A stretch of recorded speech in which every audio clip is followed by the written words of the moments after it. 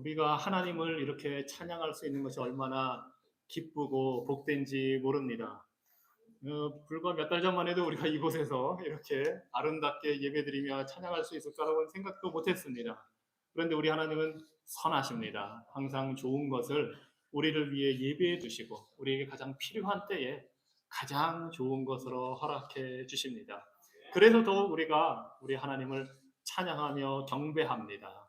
정말 감사한 일입니다. 자, 이 시간 우리 하나님께서 주시는 말씀 받도록 하겠습니다. 다 같이 자리에서 일어나셔서 제가 마태복음 28장 18절로 20절 말씀을 읽도록 하겠습니다. 예수께서 나와 말씀하여 이르시되 하늘과 땅의 모든 권세를 내게 주셨으니 그러므로 너희는 가서 모든 민족을 제자로 삼아 아버지와 아들과 성령의 이름으로 세례를 베풀고 내가 너희에게 분부한 모든 것을 가르쳐 지키게 하라. 볼지어다 내가 세상 끝날까지 너희와 항상 함께 있으리라 하시니라. 아멘. 하나님, 이 시간 전하는 자의 입술과 듣는 자들의 마음의 생각과 묵상을 주장하여 주셔서 주님이 기뻐 받으시는 귀한 시간 되게 하여 주시옵소서. 예수님 이름으로 기도합니다. 아멘. 자리에 앉으시기 바랍니다. 제가 여러분과 함께 그동안 약 9주에 걸쳐서 건강한 교회에 대해서 함께 나누고 있습니다. 건강한 교회는 하나님의 택함 받은 백성들이 함께 모여 예배하는 교회입니다. 무엇보다 말씀 중심으로 모든 삶을 맞춰가는 교회이고 또 열심히 기도하는 교회입니다. 기도를 통해 하나님과 인격적인 교제와 만남을 체험하는 것이 건강한 교회의 특징이라고 할 수 있겠습니다. 또 복음을 바로 깨닫고 그 복음을 증거하고 전도하는 삶을 사는 것이 건강한 교회입니다. 리더십이 튼튼하게 서서 말씀대로 움직여 나가고 그래서 교회의 모든 일들이 질서 있게 잘 이루어지고 때로는 필요하면 권징을 통해서 교회가 예수 그리스도를 닮아가도록 세워지는 것이 건강한 교회입니다. 아마 여러분들이 많은 내용을 아시고 계시겠지만 어떤 부분에 있어서는 우리 교회에서 그동안 특별히 다루지 않은 내용들도 있었을 것입니다. 특별히 권징이라든가 징계라든가 하는 내용들은 그렇게 교회에서 다뤄지지 않는 내용입니다. 하지만 하나님께서 교회를 세워가시고 하나님께서 주의 백성을 이끌어 가실 때 또 반드시 필요한 내용 중에 하나이기 때문에 제가 여러분들과 많은 부분을 나누었습니다. 아마 다음 주가 이제 건강한 교회 시리즈로는 마지막이 될 것입니다. 오늘은 특별히 선교에 대해서 여러분과 함께 생각해 보고자 합니다. 건강한 교회는 전도하고 선교하는 교회입니다. 전도하고 선교합니다. 그런데 사실 오늘 지금 읽은 말씀 마태복음 28장은 예수님께서 승천하시기 전에 부활 후에 제자들에게 마지막으로 유언처럼 돌아가시지는 않는 것이지만 천국으로 올라가시기 직전에 남겨주신 대위명입니다. 곧 복음 증거, 선교를 지금 명령하고 계십니다. 유대인들에게만 구원이 임하는 것이 아니라 이제는 모든 이방 민족에게까지 복음이 증거돼야 한다는 것을, 그래서 나가서 모든 민족을 제자로 삼아 세례를 주고 예수 그리스도께서 가르치신 모든 것을 잘 가르쳐서 지키게 하라는 것이 예수님의 명령입니다. 이 위대한 명령을 우리가 받았는데 사실 성경에는 선교라는 단어는 등장하지 않습니다. 마치 삼위일체라는 단어가 등장하지 않는 것과 똑같은 이치입니다. 하지만 이 선교, 삼위일체라는 단어는 지극히 성경적인 단어들입니다. 자, 그렇다면 전도와 선교가 굳이 다른 것이 있다면 무엇일까요? 전도는 우리 주변에서 예수 그리스도를 알지 못하는 자들에게 복음을 증거하는 것입니다. 대개는 아는 사람일 수도 있고 모르는 사람일 수도 있습니다. 하지만 선교는 특별히 그 어떤 경계를 넘어가서, 주로 지역적인 경계를 넘어가서 언어적인 경계를 넘어가서 복음을 증거하는 것이 선교라고 할 수가 있습니다. 그래서 사실 선교사가 되고 선교 현장에 나가기 위해서는 좀 더 많은 훈련, 트레이닝을 받아야 됩니다. 언어도 배워야 되고 그곳의 문화도 배워야 되고 그곳에 가기 위해서 여러 가지 준비를 해야 합니다. 이것이 아마 전도와 선교의 차이점일 것입니다. 하지만 기본 전하는 내용은 똑같습니다. 예수 그리스도의 복음입니다.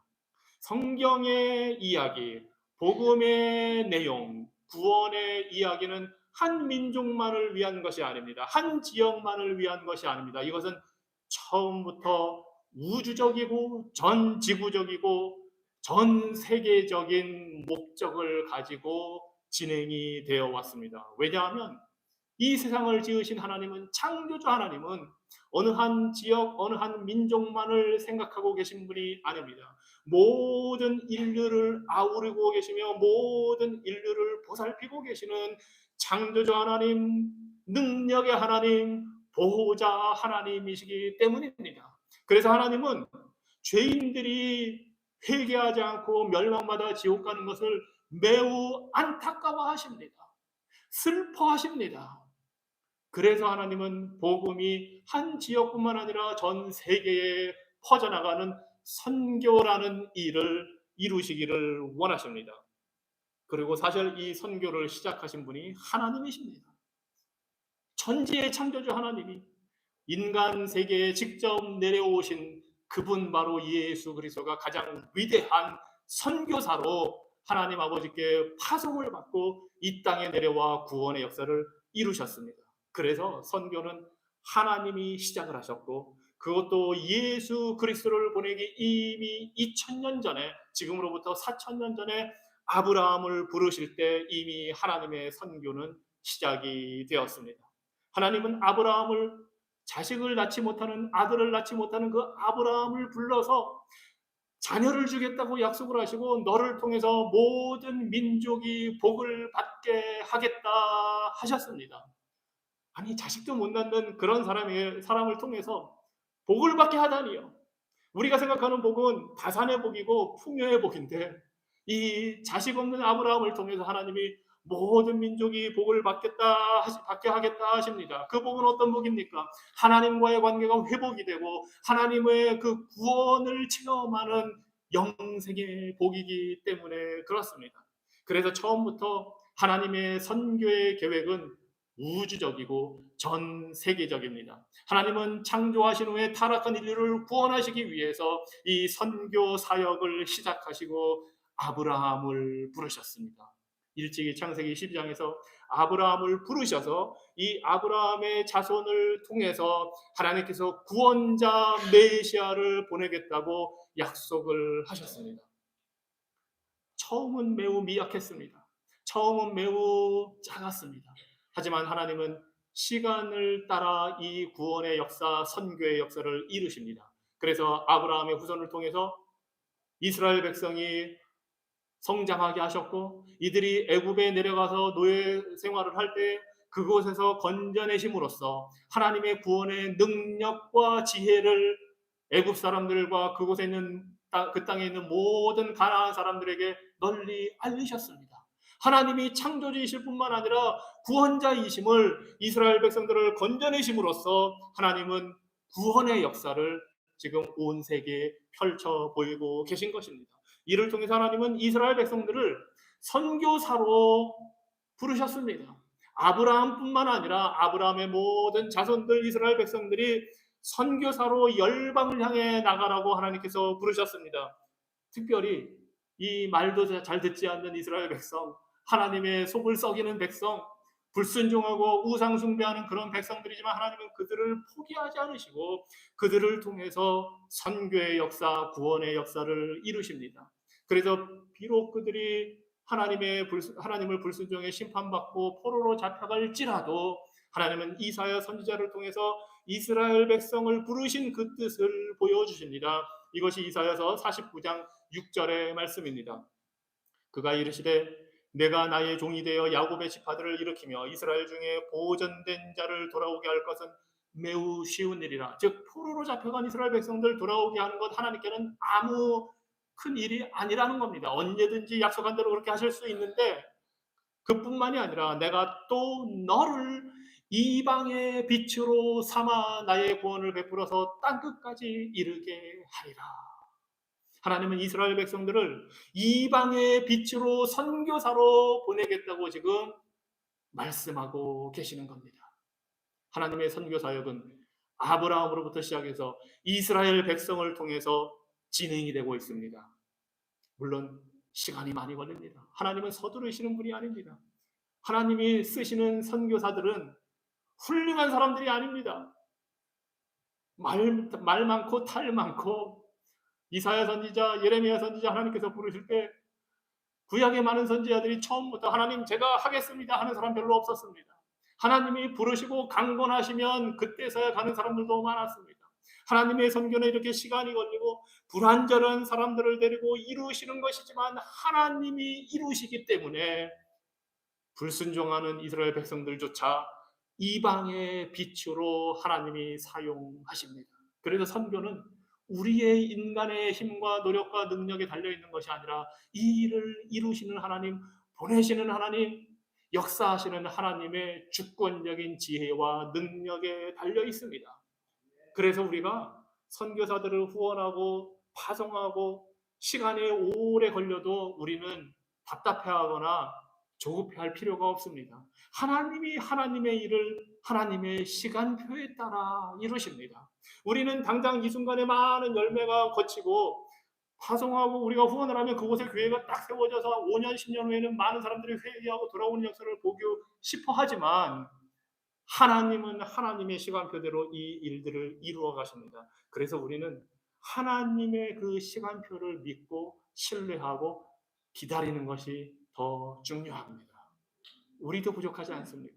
우리도 부족한데 하나님이 우리를 얼마나 오래 참아주고 기다려주고 계십니까? 마찬가지로 우리도 후원하는 선교지, 선교사님들을 향해서, 교회들을 향해서 인내하고 기다려 주는 것, 이것이 바로 복음대로 살아가는 성도들의 모습입니다. 이스라엘을 이렇게 부르신 하나님은 마침내 위대한 선교사 예수 그리스도를 이 땅에 보내어 주십니다. 아브라함으로부터 2000년 후에 하나님은 이 세상을 구원할 메시아 예수 그리스도를 보내어 주셨습니다. 우리 주님은 2000년에 오셔서 복음을 전하며 온 이스라엘 땅을 다니셨습니다. 병자를 고치고 귀신을 내어 쫓으시면서 눈먼 자를 보게 하고 갇힌 자에게 자유를 주시고 포로된 자를 놓아주시는 이 구약의 약속대로 예수님은 구원의 역사를 일으키시며 선교 사역을 하셨습니다. 그리고 마침내 십자가에 못 박혀 죽으심으로 우리의 죄를 용서할 수 있는 길을 열어주시고 부활하심으로 우리를 의롭게 하시는 하나님의 그 능력과 은혜를 우리에게 덧입혀 주실 수 있게 되었습니다. 그래서 예수 그리스도의 복음은 우리 인간이 사망에서 생명으로 옮겨가고 심판에서 구원으로 옮겨가는 유일한 길이 되심을 우리에게 친히 오셔서 삶과 죽음으로 부활로 보여주셨습니다. 그래서 우리가 선교할 때에 전도할 때에 증거하는 복음의 내용이 바로 예수 그리스도의 복음입니다. 예수 그리스도 안에 우리의 삶의 소망이 있고 구원의 능력이 있습니다. 저는 가끔 이런 생각을 해봅니다. 우리가 오늘 하나님의 부르심을 받는다면, 이 순간, 아니 오늘 저녁에 하나님께서 우리를 부르신다면 여러분은 하나님 앞에 나아가 천국에 들어갈 확신이 있습니까? 있지 못하다면, 그 확신이 아직 없다면 복음의 예수 그리스도의 구원의 은혜와 능력을 믿으셔야 합니다. 이 순간 하나님이 나를 부르실 때 내가 천국의 기쁨으로 들어갈 수 있는 것은 내가 이룬 것이 아니고 내가 무엇을 한 것이 아니고 예수 그리스도 그분을 믿는 믿음으로, 오직 믿음으로, 하나님의 오직 은혜로만 내가 구원받는다는 것을 확실하게 알 때에 우리가 천국에 갈 수 있다는 사실을 우리가 확신할 수 있는 것입니다.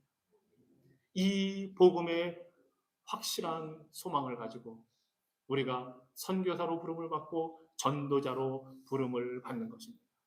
이 모든 일을 이루신 예수님께서 이제 승천하시기 전에 우리가 읽은 본문 말씀대로 예수 그리스도의 대명령을 제자들에게 주셨습니다. 하늘과 땅의 모든 권세를 예수님께서 가지셨다고 말씀하십니다. 예수님의 죽음과 부활로 예수님은 모든 것의 왕으로 등극하셨습니다. 모든 권세를 하나님 아버지로부터 받으셨습니다. 그 예수 그리스도께서 제자들을 보내십니다. 파송하십니다. 해야 할 것을 알려주십니다. 선교사로 보내시면서 이렇게 말씀하십니다. 세상 끝날까지 내가 너희들과 함께 하겠다. 이것이 선교의 동력입니다. 우리의 능력이 아니라 예수 그리스도의 능력이 우리와 항상 함께 하기 때문에 우리가 전도자로 복음을 증거할 수 있고 선교사로 파송을 받을 수 있고 선교사를 후원할 수 있는 것입니다. 이것이 하나님의 선교의 역사이고 방법입니다. 기독교 역사는 선교의 역사라고 할 수가 있습니다. 하나님이 시작하신 그 선교 사역이 기독교 역사를 통해서 내려옵니다. 초대교회 이 명령을 받은 제자들이 예루살렘에서부터 시작해서 온 유다와 사마리아와 땅끝까지 복음을 전하기 시작했습니다. 인도에까지 파송을 받아 나갔습니다. 아프리카 북부 지역에 다니면서 복음을 전했습니다. 그런 선교사들로 택함 받은 사람 중에 한 명이 바로 사도 바울입니다. 사도 바울은 어떤 인물이었습니까? 예수님 믿는 사람들을 잡아다가 옥에 가두는 철저하게 예수 그리스도를 미워하고 핍박하던 교회를 핍박하던 사람이었습니다. 그런데 그가 다메섹 도상에서 교인들을 성도들을 잡으러 갈 때에 친히 예수 그리스도께서 나타나셔서 그를 부르십니다. 그리고 그를 선교사로 파송을 하십니다. 이 일에 대해 사도 바울이 사도행전 26장 16절 이하에서 이렇게 증언을 합니다. 예수님께서 나를 부르셨음을 이렇게 증언을 합니다.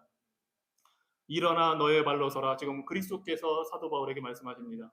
내가 네게 나타난 것은 곧 네가 나를 본 일과 장차 내가 네게 나타난 일에 너로 종과 증인을 삼으려 함이니 이스라엘과 이방인들에게서 내가 너를 구원하여 그들에게 보내어 그 눈을 뜨게 하여 어둠에서 빛으로 사탄의 권세에서 하나님께로 돌아오게 하고 죄사함과 나를 믿어 거룩하게 된 무리 가운데서 기업을 얻게 하리라 하더이다 하고 지금 사도 바울이 증언을 합니다. 예수 그리스도께서 사도 바울을 부르신 것은 종으로 만들기 위해서 예수 그리스도의 종으로 만들고 증인이 되게 하기 위해서 부르셨다고 합니다. 그래서 그가 나가 증거한 것이 무엇입니까? 사탄의 권세에 매여 있는 자들을 하나님께 돌아오게 하고 어둠 속에서 갈 길 몰라 방황하는 인생들에게 복음의 빛을 비추어줘서 그들이 예수님을 믿어 거룩하게 구별된 하나님 백성이 되어 장차 천국의 영광을 기업으로 물려받게 하기 위해서 사도 바울이 부름을 받았다고 지금 증언을 하고 있습니다. 이것이 위대한 선교의 역사입니다. 이를 통해서 예루살렘에서뿐만 아니라 이제 이방인들이 중심이 된 안디옥 교회가 선교사들을 파송하기 시작합니다. 사도 바울이 안디옥 교회의 그 파송을 받아서 3차례나 그 지역 지중해 전역을 돌아다니면서 복음을 증거합니다. 오늘날 말하면 터키에 해당하는 소아시아 지역을 다니면서 복음을 증거하고 교회를 세웠습니다. 그리고 두 번째로는 유럽으로 건너가게 됩니다. 사실 사도 바울은 좀 더 이 터키 지역에 복음을 전하고 싶어 했습니다. 그런데 하나님의 뜻은 그가 유럽, 그리스로 넘어가서 그 지역에 선교하기를 원했습니다. 그래서 밤중에 마게도니아 사람, 즉 오늘날로 말하면 그리스 북부에 사는 유럽인의 환상 중에 나타나게 해서 우리에게로 오라라는 음성을 들려주십니다. 하나님이 저 사람들에게 복음을 전하라 하고 깨달음을 받았습니다. 이것이 선교의 역사입니다. 그래서 이후에 하나님의 복음이 지중해 전역을 다 휩쓸게 되고 사도 바울의 목표는 스페인, 그 당시 알려진 서쪽의 끝까지, 그 당시 이 미국 대륙은 존재하지도 않았습니다. 그 당시 사람들에게. 그 스페인까지 사도 바울이 가는 것이 최종 목표였습니다. 그 목표를 가지고 지금 사도 바울이 선교를 합니다. 이들의 선교의 그 복음 증거를 통해서 당시 로마 제국의 복음이 증거되고 교회들이 세워져 나가기 시작합니다. 많은 핍박을 받았습니다. 네로 황제 밑에서 수많은 기독교인이 죽음을 맞았습니다. 그 외에도 여러 황제들의 핍박을 통해서 교회는 숱한 어려움을 겪고 수많은 순교자들을 배출해 내었습니다. 그런데 그 순교의 피가 헛되지 않았고 그곳에 교회들이 세워졌습니다. 그래서 마침내 313년에는 그 당시 로마 제국의 황제가 된 콘스탄틴 황제가 기독교를 정식 종교로 인정하게 됩니다. 그 전까지는 기독교는 종교의 축에도 끼지 못했습니다. 그런데 이제 당당한 종교의 하나로 센서스에 올리게 된 겁니다. 그리고 380년에는 후에 테오도시우스 1세 황제가 기독교를 로마의 정식 국교로 채택을 하게 됩니다. 하나님의 이 선교의 역사가 불과 3, 4세기 만에 온 유럽 지역을 휩쓸어 하나님의 교회가 세워지는 역사를 이루신 것입니다. 하나님의 역사는 거기에서 끝나지 않았습니다. 기독교 역사에 보면 수많은 선교사들이 파송되고 교회가 세워지는데, 특별히 세인트 패트릭이라는 사람이 있습니다. 아마 3월 17일인가요? 그때가 되면은 이 시카고 다운타운의 그 강을 그냥 초록색으로 막 물들이는, 그것이 세인트 패트릭을 기념하는, 특별히 아일랜드 사람들이 그렇게 하는 그 중요한 축제인데, 바로 이 세인트 패트릭이 3월 17일 날 사망해서 그를 기리는 축제라는데, 이 사람이 아일랜드에 파송된 선교사였습니다. 이 사람은 원래 영국의 본토 섬에서 태어나서 예수 그리스도를 믿는 부모 밑에서 자라다가, 그 당시에는 싸움이 전쟁이 많았으니까 16살에 포로로 잡혀서 노예로 팔려가 버리게 되었습니다. 그곳이 바로 아일랜드 섬입니다. 그곳에 가서 6년 동안 노예로 지냈습니다. 그곳에서 자신을 부리는 그 종 밑에서 아일랜드 사람들의 언어를 배우고 그들의 문화를 익혔습니다. 그러다가 6년 만에 탈출할 기회를 얻어서 아일랜드를 떠나 다시 본토로 돌아오게 되었습니다. 그곳에서도 많은 우여곡절을 겪었지만, 그러는 중에 신학을 공부하게 되고 수도원에 가서 더 많은 것을 공부하면서 그 마음에 떠나지 않는 음성이 하나 있었습니다. 아일랜드 사람들을 향한 복음 증거하고자 하는 열망이 떠나지 않았습니다. 계속해서 그의 그 꿈에 아일랜드 사람들이 자신을 다시 오라고 부르는 소리가 들리는 것만 같았습니다. 젊은이여, 예전처럼 이곳에 와서 우리와 같이 지내지 않은 소리가 자꾸 귓가를 맴돕니다. 그래서 결국 다시 이 세인 패트릭은 아일랜드로 돌아갑니다. 자신을 노예로 삼았던 그곳에 돌아가서 복음을 증거하고 교회를 세우는 일을 시작합니다. 이미 그 아일랜드에는 드루이드라는 종교가 원래 있었습니다. 무속신앙이고 불교처럼 윤회설을 믿고 막 여러 가지 잡신을 믿는 그런 신앙을 가진 사제들과 문화가 꽉 들어차 있었는데, 그곳에 가서 숱한 핍박을 받으면서도 그동안 6년 동안 자기가 배웠던 그 언어와 문화를 이용해서 복음을 증거합니다. 그곳에서 30년 동안 복음을 증거했습니다. 선교사로서 역할을 했습니다. 그가 죽을 때쯤에는 아일랜드가 기독교 국가로 변화를 받았습니다. 그리고 후에는 이 아일랜드에 세워진 교회와 수도원을 통해서 유럽 본토가 어둠에 휩싸였을 때 선교사들과 수도사들과 신학자들을 오히려 거꾸로 파송해서 유럽 본토의 교회를 세우는 역할을 하게 됩니다. 하나님의 선교의 역사는 성경에서 나타날 뿐만 아니라 우리 기독교 역사도 이렇게 아름답게 드러납니다. 윌리엄 캐리라는 인물에 대해서 들어보셨을 수 있습니다. 현대 선교의 아버지라고 합니다. 1761년에 태어나서 영국에서 태어나서 가난한 집에서 태어나서 혼자서 일을 하면서 구주수성공을 하면서 성경을 배웠고 성경 언어들을 공부했습니다. 그에게도 선교에 대한 열정이 뜨겁게 있었습니다. 이 선교라는 것이 어느 특별한 사람들만 하는 것이 아니라 모든 그리스도인들이 해야 된다는 그런 믿음을 갖고 있었고, 그 말씀에, 그 부름에 순종하기 위해서 1793년에 런던을 떠나서 인도로 갑니다. 그곳에서 40년 동안 사역을 하면서 성경을 인도인들의 말로 산스크리트어로 여러 가지 다른 언어로 벵갈 언어로 번역하면서 선교 사역을 40년 동안 했습니다. 그곳에서 대학을 세워서 예수 믿는 그리스도인들을 일꾼들을 키워내는 일을 했습니다. 그래서 그가 현대의 선교 사역의 아버지라고 불립니다. 그뿐만이 아니라 허드슨 테일러라고 중국에 가서 50년 동안 선교 사역을 한 인물도 있습니다. 어릴 때에 이미 그 선교에 대한 사명을 갖고 21살의 나이에 중국으로 넘어가서, 이때가 1853년입니다. 중국이 한참 개화가 되고 여러 가지 시끄러운 일이 많고 그럴 때 그곳에 가서 중국 사람들처럼 변발도 하고 복장도 중국식으로 입고 하면서 철저히 현지화되고 동화되면서 그리스도의 복음을 증거했습니다. 50년 동안 사역하면서 숱한 어려움도 많이 겪었습니다. 자신의 딸을 병으로 잃기도 하고 1899년에는 중국에서 의화단 사건이 나면서 153명의 선교사들과 그 가족들이 목숨을 잃기도 했습니다.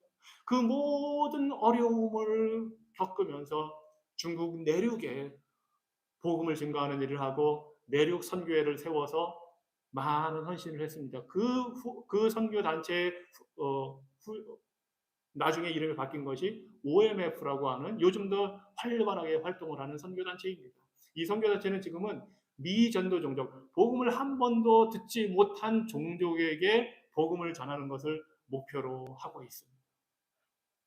또 이 선교사들의 역사를 보면 우리 한국에 140년 전에 들어온 선교사들의 그 수고와 헌신을 잊을 수가 없습니다. 우리가 오늘날 이렇게 예배드리게 된 건 이 한국 땅에 정말 어두운 시기에 하나님께서 파송해 보낸 선교사들을 통해 복음이 증거되고 교회가 세워졌기 때문입니다. 여러분 아마 토마스 목사에 대해서 들어봤을 것입니다. 영국의 토마스 목사가 원래는 중국에 복음을 전하고 선교사로 갔다가 한국에 대해서 알게 되었습니다. 그리고 한국에 와서 황해도에서 한 2달 동안 돌아다니면서 한글말로 번역된 성경을 사람들에게 나눠주는 그 일을 했습니다. 그리고 다시 그 중국 선교 기지로 돌아갔다가 미국의 제너럴 셔먼호라는 그 상선을 타고 미국 군인들과 함께 평양의 대동강으로 들어왔습니다. 한글 성경책을 갖고 와서 그것을 나눠주기 위해서 들어왔다가 조선 수군과 전쟁이 붙으면서 배가 불에 타고 그래서 배에서 뛰어내려서 그 자기가 가져온 성경을 어떻게든 전해주기 위해서 갖고 내렸다가 결국은 조선 병사에게 죽임을 당하게 됩니다. 그는 마지막에 죽어가면서까지 그 성경책을 건네주고 뭐라고 막 얘기를 합니다. 예수를 믿으라고 외치고 하늘을 향해 기도하고 죽음을 맞았습니다. 그를 죽인 사람이 이러한 이야기를 합니다. 토마스 목사가 27살에 그 마지막 죽음을 맞는 그 순간 그를 찔렀던 병사가 이런 이야기를 합니다.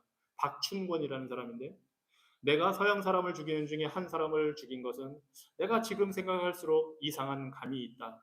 내가 그를 찌르려고 할 때에 그는 두 손을 마주잡고 무슨 말을 한 후 붉은 배를 입힌 책을 가지고 웃으면서 나에게 받으라 권하였다.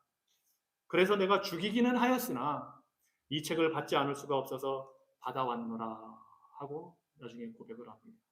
이 박춘권이라는 이 조선 병사가 나중에 평양의 교회의 장로가 됩니다.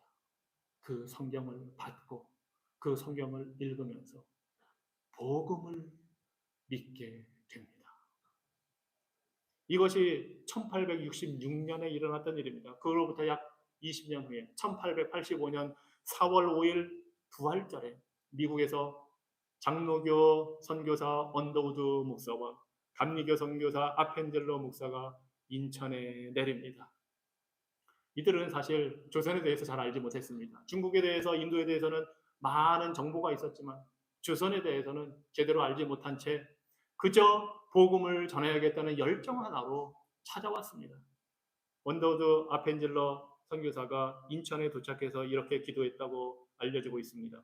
우리는 부활주일에 여겨봤습니다. 이날의 죽음의 철장을 부수신 주님께서 이 백성을 얽매고 있는 줄을 끊으시고 그들로 하나님의 자녀들이 얻는 빛과 자유를 누리게 하여 주시옵소서. 이 기도를 하고 복음을 증거하기 시작합니다.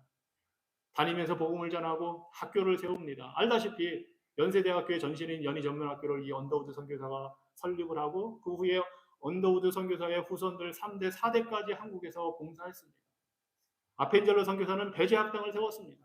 병원을 세우고 복음을 전하고 교회를 세우면서 많은 선교 사역을 했습니다. 안타깝게 아펜젤로 선교사는 배로 여행하다가 젊은 나이에 배가 충돌하면서 목숨을 잃기도 했습니다. 하지만 그의 딸이 이화여대 초대 총장이 되고 이화여대를 세우는 데 역할을 하고 그 또 자손이 이화여대에서 교수로 헌신하는 그 아름다운 사역들을 이어갑니다. 이 언더우드 선교사가 복음을 증거할 때 그 당시 조선은 기독교를 금지했습니다. 호의적으로 받아들이지 않았습니다. 이미 천주교와 충돌이 한 번 있었고 외세를 배격하기 때문에 세례를 주는 것을 엄격하게 금했습니다. 그런데 이미 만주로부터 예수님을 알고 믿게 된 사람들이 고향에 와서 특별히 평양을 중심으로 황해도를 중심으로 교회를 세우고 은밀히 모여서 예수님을 믿고 예배를 드립니다. 목사도 없었습니다. 하지만 그렇게 시작을 했습니다. 그리고 그 믿는 사람들이 세례를 받기 위해서 수소문을 해서 언더우드 선교사를 찾아왔습니다. 언더우드 선교사는 정부 몰래 이미 한 사람에게 세례를 주었기 때문에 이들에게도 세례를 베풀기를 원했습니다. 그런데 워낙 정부의 통제가 심했고 세례를 주면 안 된다는 법이 강했기 때문에 또 선교사의 입장에서 그 법을 무시할 수도 없었고 사람들에게 해가 갈 수도 있고 하니까 막 고민하고 있었습니다. 그런데 특별히 그 당시에 로스 선교사라는 분을 만나서 만주에서 이미 성경을 번역해서 국내로 들여왔던 서상년이라는 분이 자신들이 전도에서 예수를 믿게 한 동생과 다른 사람들을 이끌고 이 언더우드 선교사를 찾아와서 세례를 베풀어 달라고 합니다. 밤중에 몰래. 그래서 그렇게 했습니다. 그러자 황해도에 있는 다른 교회에서 더 많은 사람들이 지금 믿고 있으니 그곳에 와서 세례를 또 집행해 달라고 부탁을 합니다. 너무나 위안 부담이 커서 결국 언더우드 선교사와 그 황해도에 있는 교인들이 중국으로 넘어갑니다. 압록강을 넘어가서 안전한 중국 땅에 가서 세례를 받고 돌아옵니다. 그리고 이들이 후에 1887년에는 세문안 교회를 세우고 장로가 되고 목사가 되는 인물들이 여기에서 배출이 되기 시작합니다. 하나님의 선교는, 하나님의 구원의 역사는 지역의 경계를 넘어서 언어의 경계를 넘어서 예수 그리스도께서 2000년 전에 명령하신 대로, 아니 하나님께서 4000년 전에 아브라함을 불러 약속하신 대로 오늘날까지 이루어지고 있습니다. 그래서 우리가 예수님을 믿게 되었고, 그래서 우리가 예수님을 알게 되었고, 그래서 우리가 하나님을 예배하게 되었습니다. 우리가 이곳에 있는 것이 하나님이 시작하신 선교를 하나님이 보내신 사람들을 통해 이루시고 계시기 때문입니다. 그래서 저는 우리 교회가 이 선교 사역에 열심히 동참하기를 원합니다. 현재 전 세계 인구를 100명으로 보자면 기독교인은 약 30명에 해당합니다. 무슬림이 25명입니다. 힌두교를 믿는 사람들이 15명입니다. 불교는 6명에 해당합니다. 그 외에 각종 무속신앙, 토착신앙이 10명입니다. 그리고 아예 신이 없다고 생각하는 사람들, 무신론자들, 공산권에 있는 사람들이 한 14명이 됩니다. 100명 중에 30명만 기독교인인 것입니다. 70명이 복음을 들어야 하는 대상입니다. 특별히 그 70명 중에도 북위 10도에서 40도 사이에 있는 수많은 나라들이 있는데 이곳에 복음을 한 번도 들어보지 못한 미전도 종족들이 많이 있습니다. 이들 부족은 기껏해야 10,000명, 몇천 명에 해당합니다. 그들의 언어는 워낙 특수하고 알려지지 않아서 번역이 되지 않은, 성경이 번역되지 않은 그런 부족들도 있습니다. 그래서 현재 전 세계에서 수많은 단체들이 틴데일 하우스라든가 그런 수많은 단체들이 성경을 소수민족의 언어로 번역하는 작업을 꾸준히 진행을 하고 있습니다. 아마 이제는 성경 없는 부족은 없게 될 것입니다. 문제는 이제 그들에게 들어가서 그 성경을 전해주고 그들에게 예수 그리스도의 복음을 증거하는 일이 계속 남아있는 것입니다. 이런 선교의 필요성이 우리 앞에 놓여 있습니다. 전 세계적으로는 약 14만 명의 선교사가 있다고 합니다. 그 중에서 미국에서 파송한 선교사가 6만 4천 명, 그리고 한국 교회가 파송한 선교사가 2만 2천 명이 됩니다. 우리는 한국 교회는 선교사들을 통해서 복음을 듣게 되었고 그 복음의 은혜에 감사해서 많은 선교사들을 파송하고 있습니다. 얼마나 큰 하나님의 은혜인지 모릅니다.